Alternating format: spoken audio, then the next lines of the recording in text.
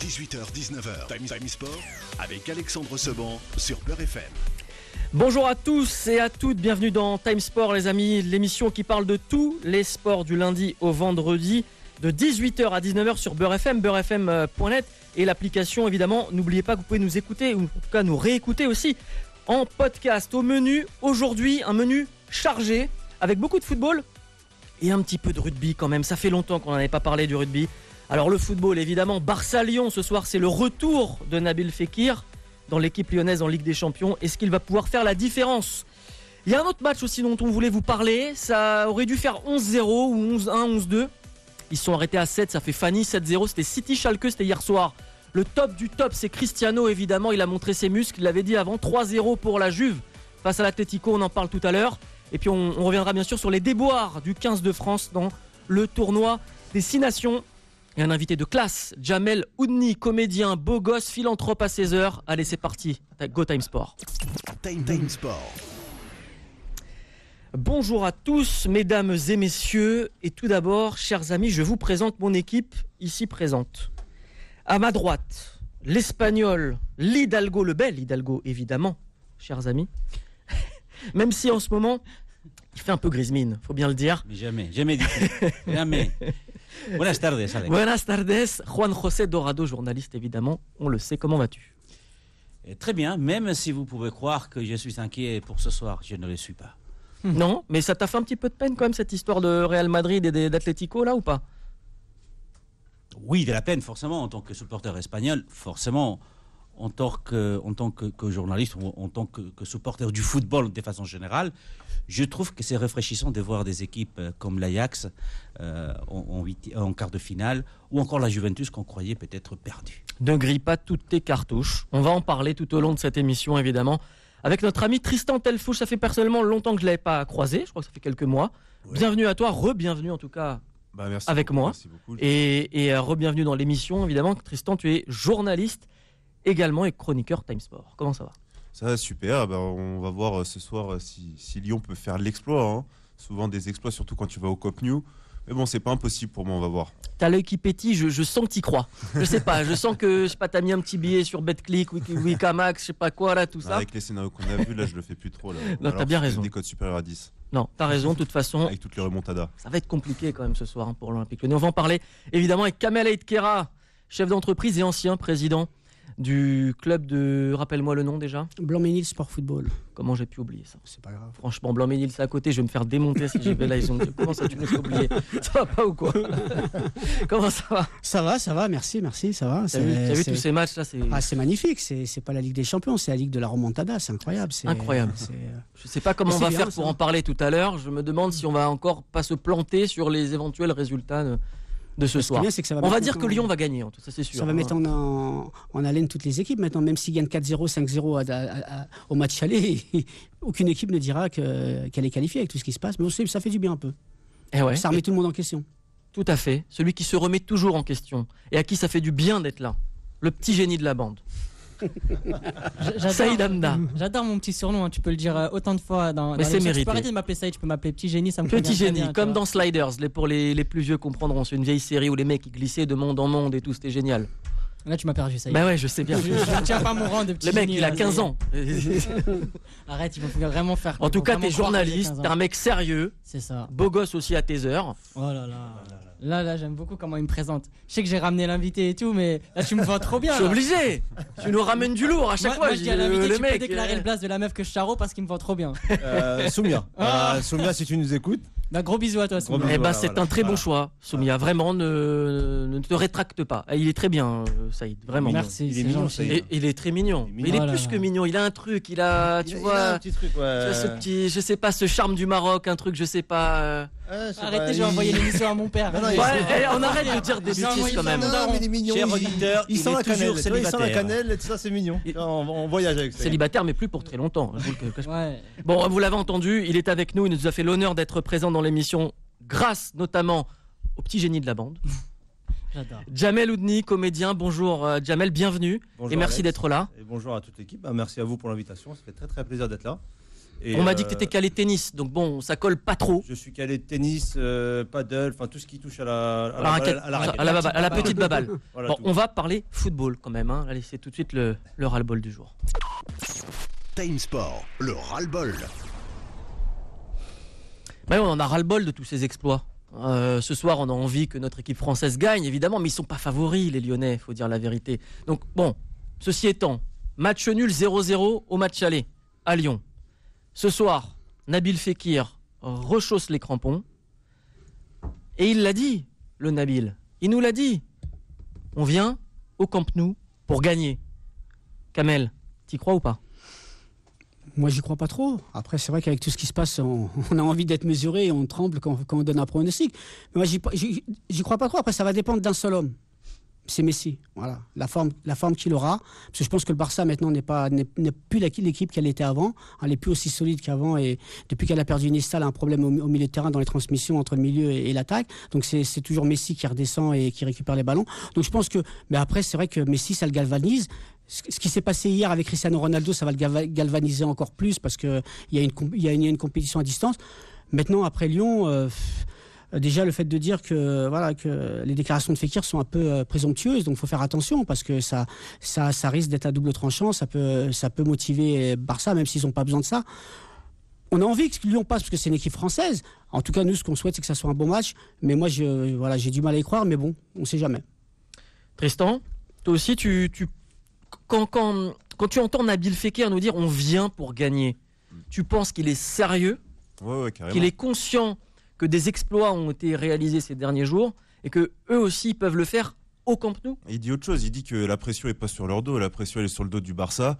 Eux, ils savent qu'ils viennent en tant qu'outsiders, parce qu'il suffit de regarder l'effectif du Barça, c'est un des meilleurs du monde et c'est un des seuls favoris restants dans cette compétition.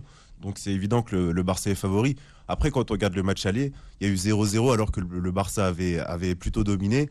Donc on se dit que Lyon, qui n'avait pas fait un si grand match, a réussi à faire un 0-0. C'est pas impossible qu'ils aillent faire l'exploit, ça va, parce que comme le disait Kamel, je suis d'accord avec toi, la qualité du fond de jeu du Barça a quand même baissé. Donc s'ils sont pas non plus dans un super soir et que les Lyonnais, eux, arrivent à se transcender, c'est pas impossible. Après, évidemment, le Barça peut aussi mettre une valise. Il va falloir aussi un grand Anthony Lopez, comme on a vu au match aller, qui a été pour beaucoup dans le 0-0. Saïd, le 0-0, c'est un score particulier, un match nul avec des buts. C'est bon pour le Barça, pour l'Olympique Lyonnais. Justement, j'allais y venir. Je pense que l'Olympique Lyonnais a l'avantage dans cette double confrontation, mais c'est pas dire que le Barça est nul ou mauvais, etc. Le Barça a quand même l'avantage de jouer au Camp Nou. Et le Camp Nou, c'est très très difficile d'aller s'y déplacer. Donc ça, c'est l'atout du Barça. Maintenant, l'atout de l'Olympique Lyonnais, c'est qu'en cas de match nul avec des buts, c'est l'Olympique Lyonnais qui passe. Donc Lyon a la possibilité et de gagner et de faire match nul. Donc ça, c'est pas négligeable. Juan Rosset, on a un petit peu parlé juste avant de démarrer ce premier thème. On a vu l'Atlético tomber hier soir, on a vu le Real tomber, mais pas que. On a vu aussi le PSG tomber après un bon résultat au match aller.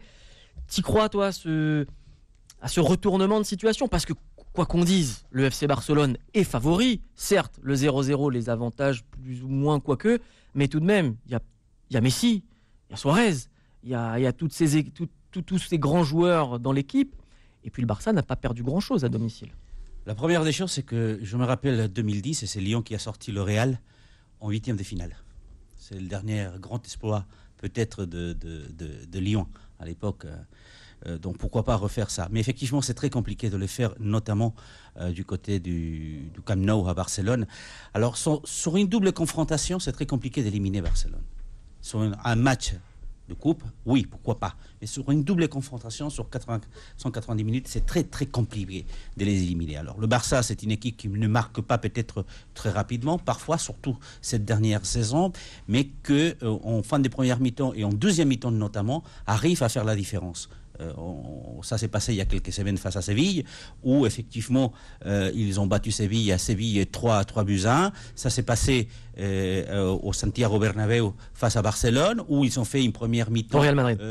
Voilà, au Santiago Bernabéu, au Real Madrid, une première mi-temps nulle face à une équipe de Madrid qui était en veine. Et à la fin du match, on a un 3-0 contre le Real. Donc c'est une équipe qui effectivement peut-être un peu plus de mal à se mettre en marche, mais qui est très très efficace. Effectivement, vous avez parlé de Messi, mais il n'y a pas que Messi dans cette équipe. Et c'est une équipe qui est encore sur le traumatisme qui a été causé il y a 2 ans par l'élimination face à la Roma. L'année dernière. L'année dernière. Donc il n'est pas du tout dans l'esprit des Barcelonais de se faire piéger comme ils l'ont fait Paris, comme le Real Madrid, comme l'Atlético de Madrid.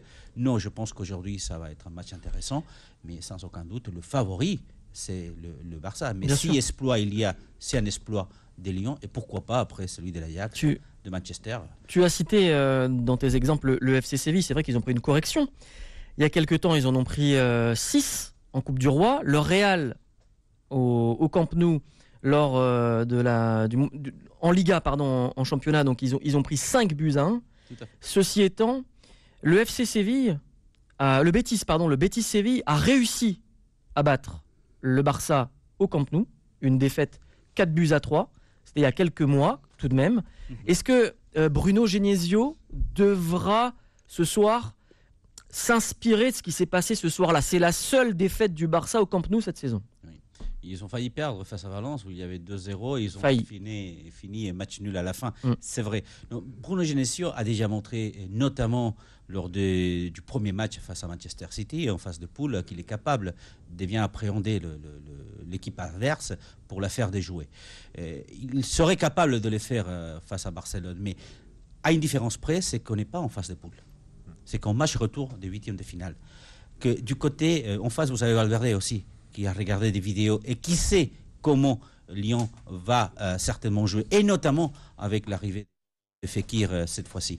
Donc tout est possible, mais cela dit, le Barça reste quand même le grand favori et je le vois mal se faire piéger. Mais le football, c'est du football et vous pouvez avoir un penalty à la 90e minute contre vous et être éliminé, ou prendre 4 chez vous parce que vous avez des jeunes qui sont tout à fait révoltés, comme c'était le cas de l'Ajax il y a quelques jours face au Real. Kamel, tu le joues comment toi le Barça ce soir? Si tu es en face à face avec ton coach, là, tu es dans ton club, tu diriges l'OL, tu lui dis quoi? Tu joues comment contre ce Barça-là de Ernesto Valverde? Moi, je me passerais plus du côté du Barça, parce que moi, je pense que le Barça, ils ont surtout maintenant, ce que je dirais à mon équipe, si j'étais le coach de Lyon, mais je le suis pas, mais bon, on va extrapoler, c'est que maintenant, le Barça, ils ont la voie royale ouverte. Ils ont la voie royale ouverte parce que le Real Madrid a été éliminé. Donc, ils ont une occasion de faire le doublé. Ça fait depuis 3 ans que le Real gagne cette Ligue des Champions. Donc, je pense qu'ils vont être, le Barça va être surmotivé par rapport à la défaite, à l'élimination du Real Madrid. Donc ils ont vraiment un coup à jouer. Et puis l'année dernière, comme ils se sont fait sortir par la Roma avec la remontada, je pense qu'ils sont prêts et qu'ils sont pas prêts à refaire une autre erreur. Et moi, je les donne vainqueurs. Sincèrement, je les donne vainqueurs. Eh bien, écoute, on va voir avec Ahmed qui est à Paris, qui nous appelle au 01 53 48 3000. Bonsoir Ahmed, merci de nous appeler. Tu es de Paris 18e, n'est-ce pas? Bonsoir mes amis, comment allez-vous? Très bien, merci. On est très content de t'avoir dans l'émission. Que veux-tu nous dire alors? Tu veux parler de quoi? Du PSG ou... Vous avez un invité espagnol. Il paraît. Juan Gomez. Non, pas Juan Gomez. Juan Gomez, il est sur RFI tous les matins. Ouais, je le connais, c'est un pote à moi. Mais moi aussi, je l'ai bien connu, tu le salueras de ma part. Et non, on a Juan José Dorado avec nous. Juan José. Exactement. Autant pour vous. Il a un merveilleux accent. Ben écoutez... Il fait exprès un peu. Vous avez vu hier, il est de Melun en fait. La Juventus face à l'Atlético, ils les ont défoncés.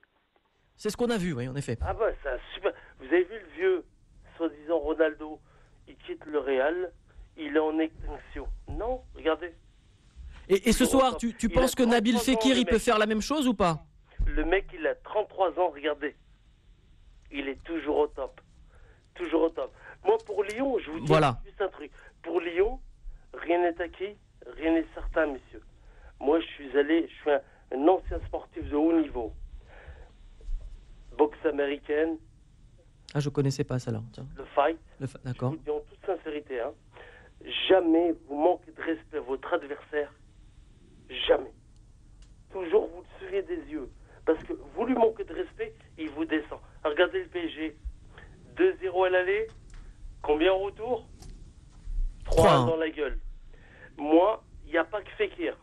Lyon, il n'y a pas que Fekir. Hein. C'est une équipe. Et ils peuvent le faire, Lyon, ou pas, ce soir? Moi, je pense. Moi, franchement, je vous le dis en toute sincérité, j'ai parié 2 paris. Voilà. Pas des paris officieux, monsieur. Hein. Chacun fait ce qu'il veut après, hein, avec son argent. Il n'y a pas de problème. On ne juge pas, on n'est pas là pour juger. Hein. J'ai parié, je vous dis en toute sincérité, j'ai mis 1-1 et j'ai mis 3-1 pour Barça. Eh ben écoute, c'est noté. Merci beaucoup en tout cas, Ahmed, de nous avoir appelés. Rapide, vas-y, alors rapidement. On a la pub bientôt, c'est pour ça, il faut qu'on gagne notre vie. J'appelle toutes les auditrices de Beurre FM. Avec plaisir. Les auditeurs de Beurre FM. Pour Saïd, c'est ça? Pour moi, non. Elle est superbe. Appelez l'émission de football. Merci beaucoup. Merci beaucoup, merci. Vraiment. Merci Ahmed. Eh ben écoutez les amis, on va faire une petite pause. On va respirer un petit peu, se rafraîchir. On va allumer une petite bougie aussi pour Olympique Lyonnais, comme un petit cierge, quelque chose. Bilal Nenmat, si tu nous écoutes, n'oublie pas, hein, à la bonne mère, ce soir c'est pour Lyon quand même. Hein. Comme ça après ils sont pas trop chauds quand ils viennent à Marseille au mois de mai. On ira voir ça ensemble, j'espère. Allez, Bilou, à plus tard et nous on revient dans quelques instants les amis. 18h-19h, Time Sport avec Alexandre Seban sur Beurre FM. 18h-19h, Time Sport avec Alexandre Seban sur Beurre FM. Français. Merci les amis d'être encore avec nous dans cette émission Time Sport du lundi au vendredi de 18h à 19h sur Beurre FM. Merci à ceux en tout cas qui nous rejoignent également. On va parler dans quelques instants avec notre invité Jamel Oudni. Mais tout d'abord, allez, quelques secondes encore pour évoquer le match de ce soir Barcelone-Olympique Lyonnais avec Saïd notamment qui avait envie de nous dire quelque chose. C'était très important ce que tu voulais nous dire. Vas-y, livre-toi, donne-nous la quintessence de ton analyse. Alors, je vais partager mon analyse avec mon cher collègue Jamel qui va donner les 50... Qui a un faux air, attends, on le précise, il a quand même un faux air de Gigi Buffon. Ouais. Quand tu souris notamment. Ah, c'est un truc de ouf. Ouais. C'est un truc de ouf, hein, vraiment. C'était toi la semaine dernière au parc. Alors DJ Buffon avec quelques kilos en plus. Hein. Il a mangé un peu plus de pâtes que prévu, mais c'est vraiment. C'est vrai. Donc c'était toi qui l'a au parc la semaine dernière, c'était toi en fait. C'est toi qui as raté. Il était sur la pub Renault, là, il pouvait pas venir le mec. Évidemment, c'est moi. Voilà. Non, voilà, je vais donner une part. C'est que très important, il faut faire confiance à Bruno Genesio. Jusqu'à présent, il n'a fait aucune erreur. Face à City, on annonçait un Lyon qui se ferait complètement laminer. Il a mis en échec 2 fois Manchester City, pas une fois, 2 fois. Quand ils reçoivent Barcelone, ils les mettent en échec encore une fois. Donc pour moi, on fait confiance à Bruno Genesio parce qu'il est beaucoup critiqué, mais jusqu'à preuve du contraire, il a montré qu'il était présent et que tactiquement, il arrivait à défier les plus gros. Rapidement. Jamel, on va en parler avec lui, on va en parler dans quelques instants. Rapidement, un dernier tour de table, juste pour une petite question les amis. Hier on a vu un immense Cristiano, est-ce que ce soir Messi lui répond? Vas-y Saïd. Oui, il va tenter de lui répondre, mais Messi c'est pas Cristiano. C'est complètement subjectif. Ne parle même plus. Vas-y Kamel. Là c'est un sacrilège, j'adore Messi en plus. Non, oui, évidemment. Ronaldo, tu aimes le football donc voilà, forcément. J'adore Messi, mais Ronaldo c'est le sang, je suis désolé. Toi c'est ton kiff, c'est Ronaldo. Ouais. C'est trop fort. Personne n'est parfait, comme on dit. Vas-y, Kamel. Toi, t'es bien, toi. Moi, c'est Messi. Moi, c'est vrai que si, il va. Comme il fait toujours. Hein, je vais dire que quand en championnat, ce qui est impressionnant chez lui, c'est quand vous regardez les matchs du championnat et quand le Barça ronronne, d'un coup, il décide de jouer, il décide de prendre le match en main tout seul. Et voilà, il fait gagner le match à son équipe. Donc je pense que ce soir, il fera la même chose. Et puis comme je vous dis, il est en concurrence avec Cristiano par rapport à ce que Cristiano a fait. Mais Messi, c'est le summum. Puis il est toujours fort en 8e de finale. Ouais. Messi. Après, ça se gâte, c'est vrai, parfois, un petit peu. C'est les statistiques qui nous l'ont montré. Juan José, tu rigoles, c'est vrai.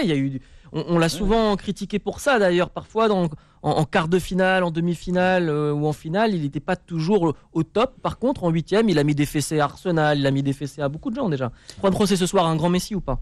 Je pense qu'il y a un grand Messi, d'autant plus que Ousmane Dembélé peut-être ne sera pas-il sur le terrain, effectivement. Donc c'est à lui de prendre les choses en main. Et Messi, ça fait quand même depuis 2015 qu'il n'a pas gagné une Champions League. Et ça, il a les besoin de cette chose. Et il l'a dit en plus cette année au Camp Nou, Trophée Gamper. Cette année, c'est la Ligue des Champions. Tristan? Ouais, pourquoi pas un gros match? De toute façon, si Barça veut passer, il vaut mieux qu'il fasse un gros match. Mais de là à mettre un triplé comme Cristiano hier, ça m'étonnerait. Franchement, et puis surtout Cristiano sur la longévité, on voit qu'il a réussi à, je sais pas combien de buts il a d'avance en Ligue des Champions. Il a 122. Il en a peut-être une quinzaine d'avance maintenant sur Messi. C'est tellement il est tout le temps aussi régulier à tous les matchs. Donc moi Messi, je le vois faire un gros match ce soir, mais pas 3 buts quand même comme Ronaldo. Vous aurez compris les préférences de Tristan Delfouche. C'est parti maintenant les amis pour l'invité, mon cher Florian, l'incroyable mais vrai. Time Sport. Et ben voilà, on y est, c'est le moment. on est avec Jamel Oudni, comédien, philanthrope, philharmonique, tout ça, sosie de Gianluigi Buffon, tout ça. Bon, bienvenue à toi, merci en tout cas d'être là. Avant de se plonger un petit peu dans ton actualité, on va se dire plus simple, hein, franchement, c'est plus sympathique. Avec grand plaisir. Voilà, avant de se plonger dans ton actualité, moi je lis ce qu'on m'écrit, je dis pas de bêtises, hein, direct. On va déjà lever le voile sur 2-3 petits trucs qui sont quand même... c'est vrai que moi on m'a dit, en tout cas, que avant déjà d'être comédien, il y a quelques années, dans les années... Là, il a chaud, là. Jadis. C'est pas. Disons jadis, à l'époque du rideau de fer, comme on disait. Paraît-il que tu officiais en tant que footballeur, mais aussi qu'agent double. Tu travaillais pour la CIA et tu travaillais pour la Stasi. C'est ça, tout à fait. Ouais, j'étais footballeur, en effet. Ouais. J'ai joué dans plusieurs clubs. J'ai joué contre Blanc-Ménil à plusieurs reprises d'ailleurs. J'ai joué à Sarcelles, à Saint-Olomone. Ah, Sarcelles, c'est chez moi ça. Est-ce que tu as battu Blanc-Ménil ou pas? C'est ça qu'on veut savoir, nous. On battait tout le temps Blanc-Ménil. Alors que Sarcelles. À l'époque, l'équipe était bien, mais le président était pas top. Voilà, donc c'était un truc de ouf. Et en plus, c'était le président qui coachait. Jamel, je sais pas quoi il s'appelait le mec. Celui que, vous connaissez le président qui décide, tu fais jouer un tel. Voilà, c'était ça. On l'appelait Bernard Camel. Tu lui donnais 50 €, c'était bon. C'était titulaire. C'est ça. On avait des bouteilles bizarres dans les vestiaires avec des trucs, on n'a pas compris.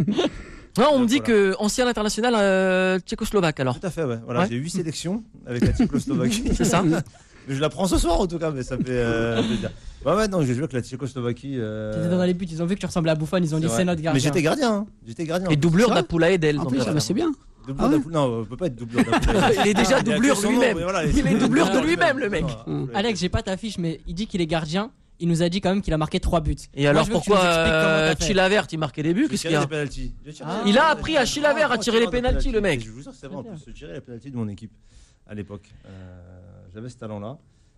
J'en ai raté aucun d'ailleurs. C'est une bonne stat ça quand même. Moi ça me surprend. Mais on m'a dit t'as même joué l'Inter-Toto. T'as fait 8 matchs d'Inter-Toto. J'ai fait 8 matchs en Inter-Toto avec le Mouloudia d'Alger exactement. C'est ça, voilà. C'est ça. Bon, ça toi on est un peu sérieux là. On se... Voilà, on redonne un peu de crédit à cette émission. Bon, il y a quelques semaines vous avez quand même jeté un pavé dans la mare en dénonçant des paris truqués dans les combats de crèche. C'est ça. Alors, les yeux dans les yeux ou l'œil dans l'œil, comme dirait Jean-Jacques Bourdin. Il y avait des internationaux français concernés? Beaucoup, essentiellement. À partir du moment où il faut savoir perdre, forcément, il y a des Français. Enfin, c'est une logique un peu sportive. Voilà, tu dis ça sur Beurre FM, tu veux qu'on ferme boutique. C'est vrai. Il veut que ce soit la dernière émission de l'année. Moi, je pense que PSG Manchester est un match truqué. Enfin, je sais pas ce que vous en pensez, mais c'est pas possible. C'est pas possible autrement. Et au PSG, pareil qu'il faut 11 Algériens pour gagner la Ligue des Champions. Voilà, ça c'est ma philosophie. Hein, voilà, c'est pas pareil. Si le PSG, Nasser, si tu m'écoutes, voilà, si tu veux gagner la Ligue des Champions, il faut acheter 11 Algériens. Voilà, faut mettre 11 Algériens sur voilà, et tu verras que normalement ça pourrait. La Ligue des Champions, ils vont la voler, ils vont pas la gagner. Non, voilà, parce que si ça gagne pas, ça sera autre chose sur la tribune, ça va un peu sur le terrain, voilà, donc ça sera une autre ambiance en tout cas. Bon, parle-nous de toi vraiment maintenant un petit peu, Jamel, s'il te plaît. Qui es-tu? Pourquoi aujourd'hui le stand-up? Par où es-tu passé pour arriver justement jusqu'au stand-up? D'accord. Moi j'ai commencé le stand-up il y a 1 an et demi, 2 ans à peu près. Je suis arrivé par là un peu par hasard, à travers mon métier. À l'époque, je gérais un peu un service événementiel, un service jeunesse. Je travaillais longtemps avec les jeunes, donc on organisait souvent des concerts, des spectacles comiques, et donc j'animais souvent ces soirées-là. Donc je faisais l'animation micro. Il y avait Yannick ou pas? Yannick. Pour ces soirées-là. Ces soirs. Oh là. Hashtag blague des années 2000, les gars. 98, 99. Alex, tu sais que c'est lui qui fait les blagues. Tu es en train d'être sur son créneau là. Excusez-moi. Alex veut faire ta première partie. Je veux le détendre, il est un petit peu tendu. Allez, vas-y, mets-toi à l'aise. Sache que tu ne pourras pas faire ma première partie avec des blagues pareilles. Ça, je sais. Et donc voilà. Et puis après, c'est en échangeant avec des amis comme le comte de Boudarbala, que vous connaissez, j'imagine. Oui, bien sûr. Voilà, qui est un ami, en échangeant un peu avec lui. Et il m'a dit, faut se lancer. Et puis, je me suis lancé. Et on a commencé par des petites scènes, on a commencé à bider un petit peu. Surtout en Ile-de-France ou à travers... Essentiellement en Ile-de-France. J'ai fait une scène à Montpellier, mais essentiellement en Ile-de-France. Paris, essentiellement, qui est un peu le cœur, justement, de la scène parisienne, des stand-up des différents plateaux, et un peu dans le 95. Puisque Saïd, c'est lui qui a eu l'élégance de te faire venir sur ce plateau, on va commencer avec Kamel. Donc, tu voulais poser d'abord une question, Kamel. T'as pas honte. Bravo Alex. Ou Tristan, vas-y, Tristan, je te sens chaud. Vas-y, une petite question. Petite question, tu pourrais t'inspirer de ce qu'on a vu dans le foot là récemment pour ton prochain stand-up surtout, je sais pas, t'es supporter parisien, non? Alors, je suis plus vraiment supporter. Un peu plus, voilà, moi, depuis la semaine dernière. Depuis la semaine dernière.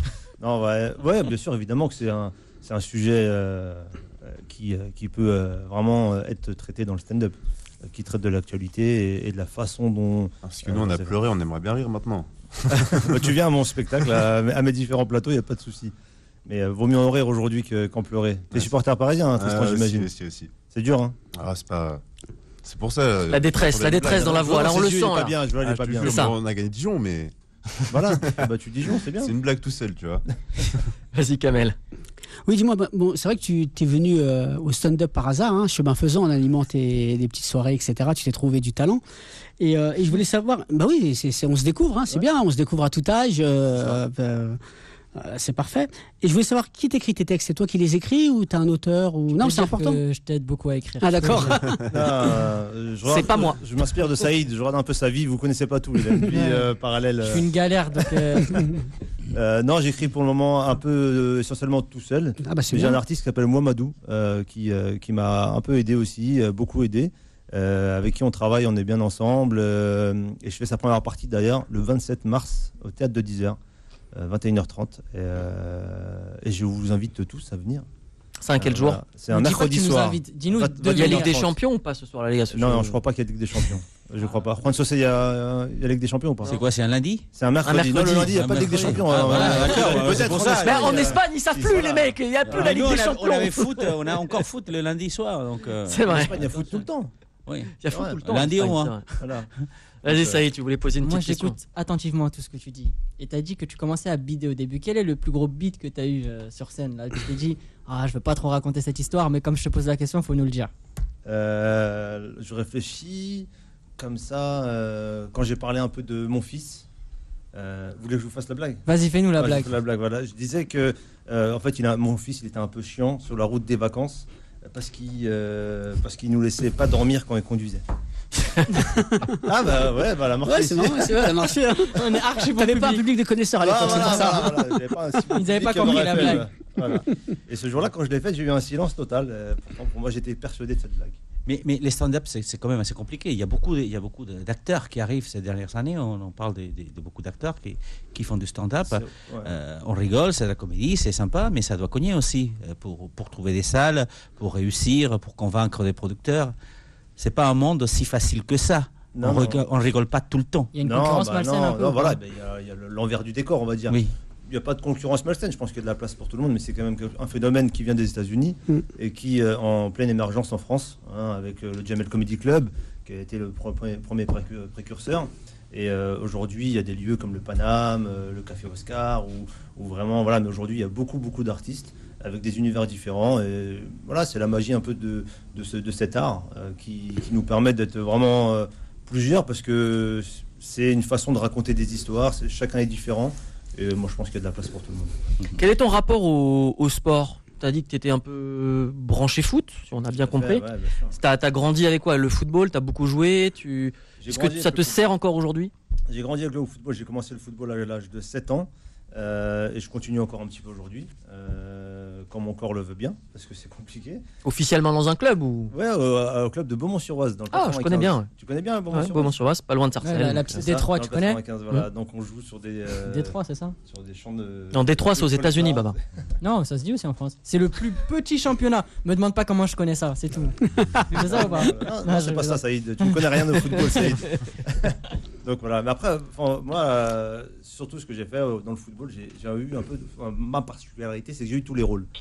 J'étais joueur, j'étais entraîneur, j'étais président comme Kamel, parce que manque de bénévoles, souvent, on a un peu toutes les casquettes. Kamel, il doit connaître. Et j'ai même été arbitre officiel, parce qu'on avait des obligations, donc je faisais tout ça. Oui, il y avait un quota d'arbitre obligatoire par club. Ouais. Donc j'ai fait un peu tout ça par passion de ce sport, et puis par passion aussi pour les jeunes dans ma ville.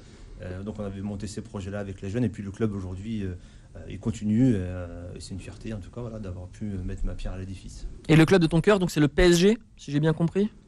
Mon vrai club de cœur, c'est Blanc-Ménil. Merci aussi. Faut le dire, c'est important. Oh, c'est un bon choix. Non, c'est le PSG, ouais, c'est mes premières émotions. Je me rappelle mon premier match, peut-être à l'âge de 8-10 ans. Et un joueur qui m'avait marqué sur mon premier match au Parc des Princes, c'était Safet Souzi. Safet Souzi, Voilà, là. voilà, ça m'avait marqué. C'est sûr, ça C'est laisse le des traces. maestro, lui, c'était le maestro. Voilà. Moi, je l'ai vu, c'est plusieurs fois, c'est incroyable. C'était ma première émotion quand j'étais gamin. Et puis là, je sais pas où est-ce qu'il joue maintenant. Je sais pas du tout. Non, il était entraîneur du Red Star. Entraîneur, mais je me rappelle de sa particularité. C'est pas assez black, toi. Non, excuse-moi. Tu veux que les gens sa aillent pas le voir? particularité, c'est qu'il jouait les chaussettes baissées.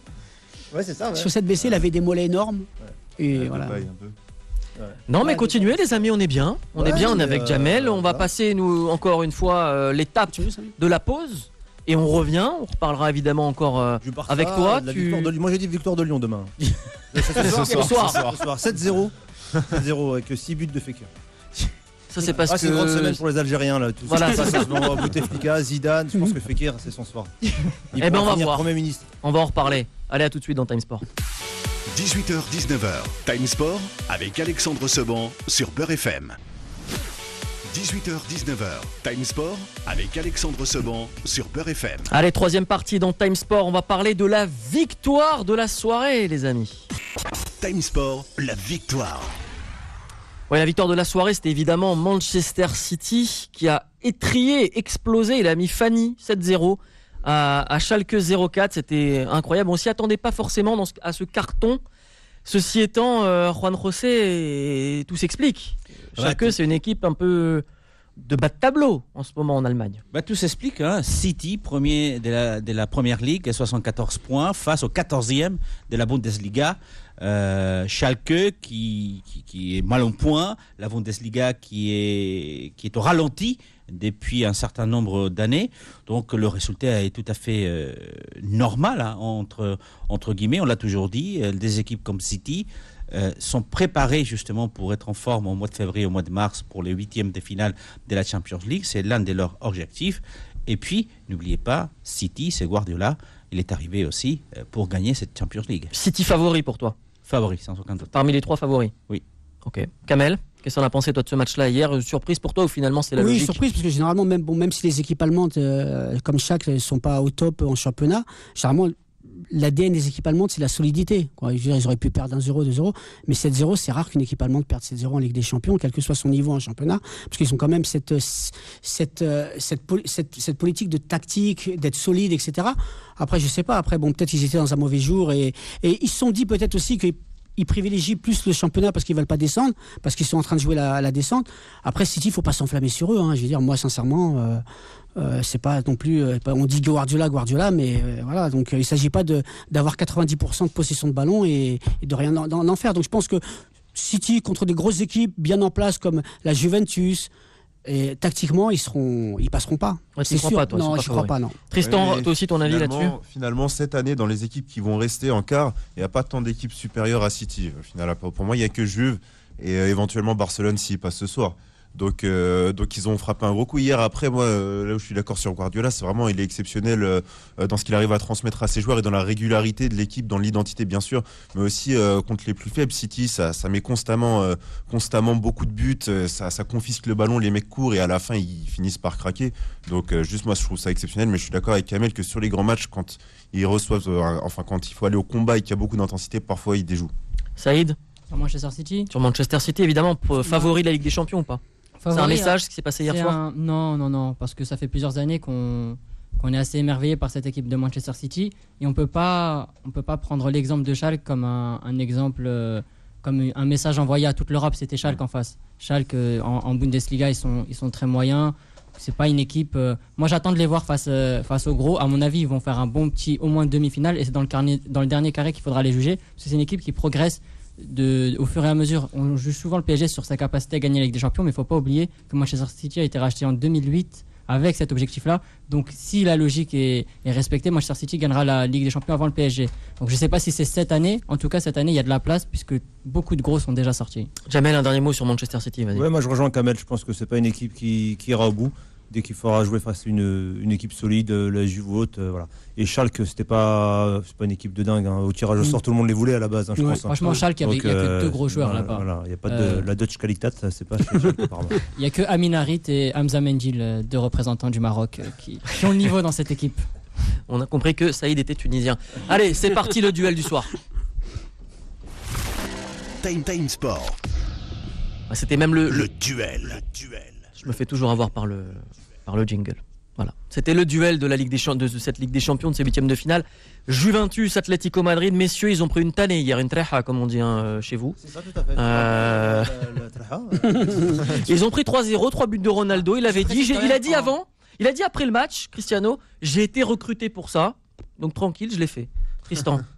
Bah, il a tout dit. Hein. Après, bon, voilà, il est content d'en jouer derrière, mais d'un côté, personne ne peut le contredire, hein, parce que voilà, s'il arrive à faire gagner la Ligue des Champions à la Juve, qui, comme on parlait tout à l'heure, est maudite, j'ai l'impression, dans cette compétition, parce qu'ils vont toujours loin, soit en demi, soit en finale. L'année dernière, ils ont failli remonter le Real à Bernabeu. Donc c'est vraiment une équipe qui a tout pour faire partie des favoris. Et donc cette année, tu leur ajoutes Cristiano. Pour moi, c'est le gros favori cette année. Après, on va voir les tirages, etc. Mais vraiment, la Juve frappe un grand coup. Et puis l'Atlético n'a que ce qu'il mérite, je pense, parce que malheureusement, même si les années d'avant, ils défendaient aussi, mais quand ils avaient le ballon, ils en faisaient autre chose. Là, hier, ils n'ont rien tenté. Par un moment, j'ai cru qu'ils pouvaient marquer un but et éviter la prolongation à 2-0. Donc aussi, malheureusement, il faut qu'ils changent des choses aussi, je pense. Kamel, il n'est pas mort, l'ancien soleil de Madrid, Cristiano. Ah non, tout le monde... Beaucoup nous disaient qu'il était grillé, que voilà, la page était tournée puisqu'ils allaient se faire sortir. Finalement, 2-0, ils sont revenus, il en a mis 3. Oui, mais il a jamais été. Il avait marqué qu'un but en Ligue des Champions, oui. C'est pour ça cette année. Mais moi, je suis fan de Messi, mais il y a un moment donné, il faut que les gens dans le monde entier, ils n'aient pas de mémoire de poisson. Je veux dire, il y a un moment donné, Cristiano Ronaldo respectait son palmarès. Ça fait 15 ans qu'il a ce niveau-là.